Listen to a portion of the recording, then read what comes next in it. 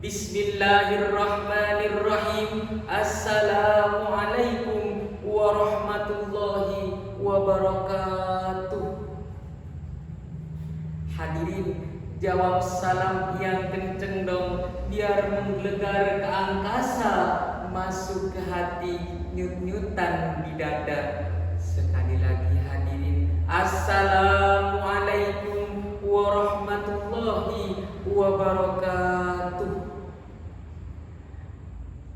Bismillah walhamdulillah wassalatu wassalamu ala rasulillah, amma ba'du. Dewan juri yang saya hormati serta saya takzimi, tak lupa juga kepada seluruh panitia, hadirin wal hadirat.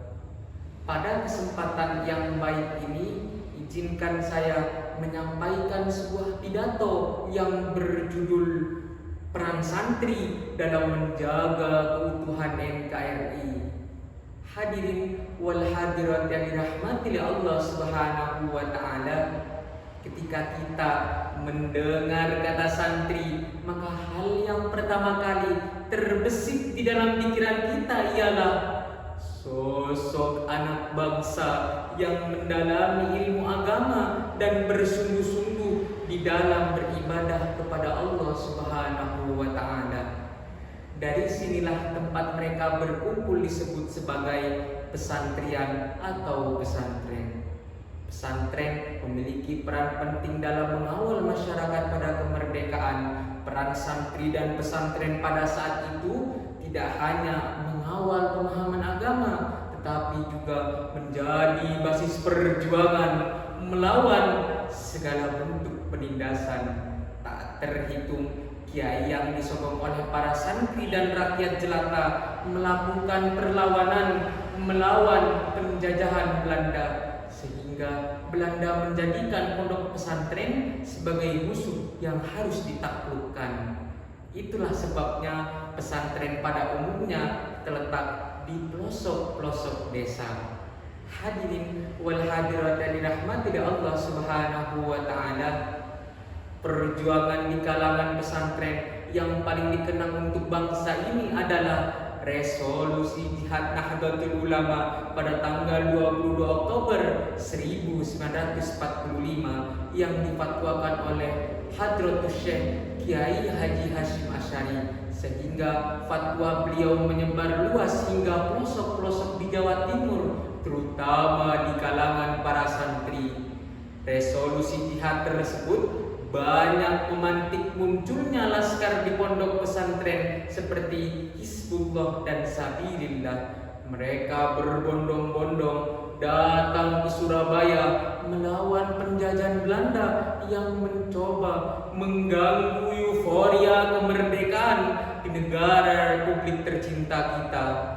Teriakan Bung Tomo yang melatar belakangi santri, "Merdeka atau mati," yang diakhiri dengan ucapan kalimat takbir Allahu Akbar, Allahu Akbar, Allahu Akbar, membakar semangat para pejuang sehingga meletuslah perang tersebut dan diabadikan sebagai Hari Pahlawan Nasional 10 November. Dari resolusi Jihad Nahdlatul Ulama inilah pemerintah menetapkan sebagai Hari Santri Nasional melalui keputusan Presiden nomor 22 tahun 2015. Hadirin wal hadirat yang dirahmati Allah Subhanahu wa taala, kontribusi perjuangan kami sebagai santri sudah tidak terelakkan lagi untuk bangsa ini, dan kecintaan kami kepada NKRI sudah tidak diragukan lagi. Jikalau saudara menanyakan sebuah referensi, maka tanyakanlah kepada kami selaku santri yang berlandaskan dalam firman ilahi surah Al-Qasas ayat 85. Allah berfirman, A'udzu billahi minasyaitonir rajim. Bismillahirrahmanirrahim. Innalladzi farada 'alaikal Qur'an farada 'alaikal Qur'ana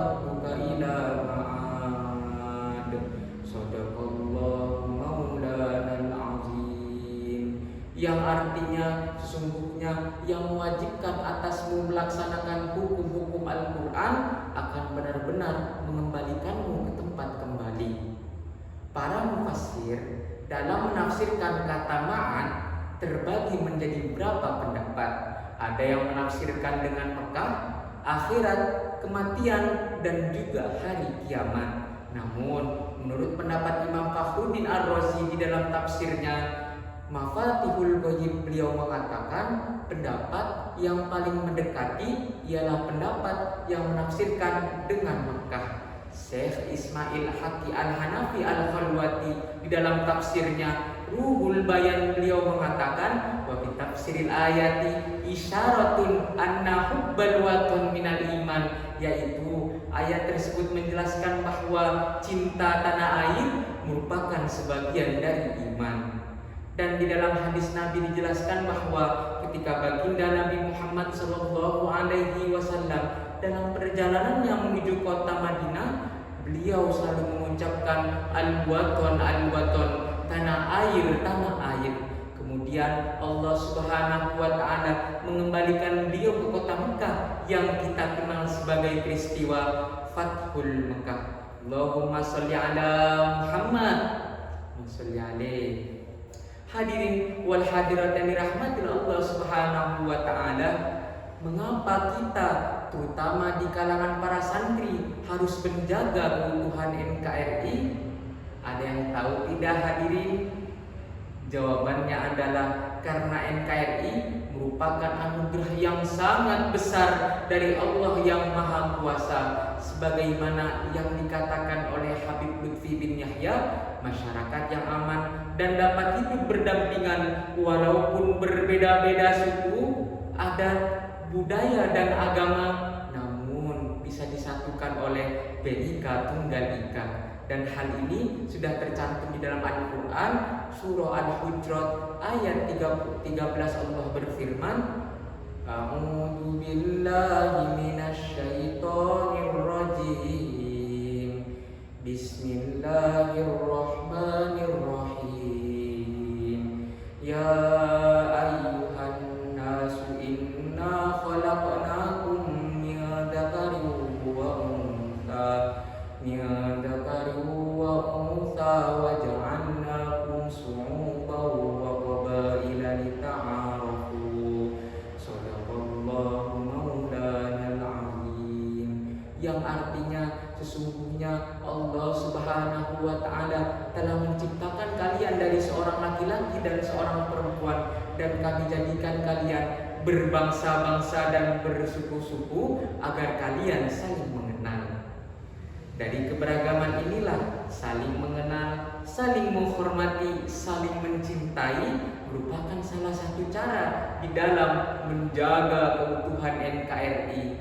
Tak dapat dibayangkan andai pondok pesantren di Indonesia yang jumlahnya kurang lebih 25.000 dengan jumlah santri yang mencapai 3,5 juta mengajarkan ajaran yang radikal, menyimpang atau kekerasan, maka boleh jadi apa yang terjadi di Timur Tengah seperti Irak, Suriah, Yaman, dan tempat lainnya, maka akan terjadi juga di negara Republik tercinta kita. Na'udzubillahi summa na'udzubillahi min dzalik. Oleh karena itu, ayo para santri, jaga dan cintai NKRI agar bangsa ini menjadi bangsa yang baldatun thayyibatun wa rabbun ghafur. Mungkin sekian dari saya. Wallahu a'lam. Ihdinas siratal mustaqim. Wa akhiran undur makila wa la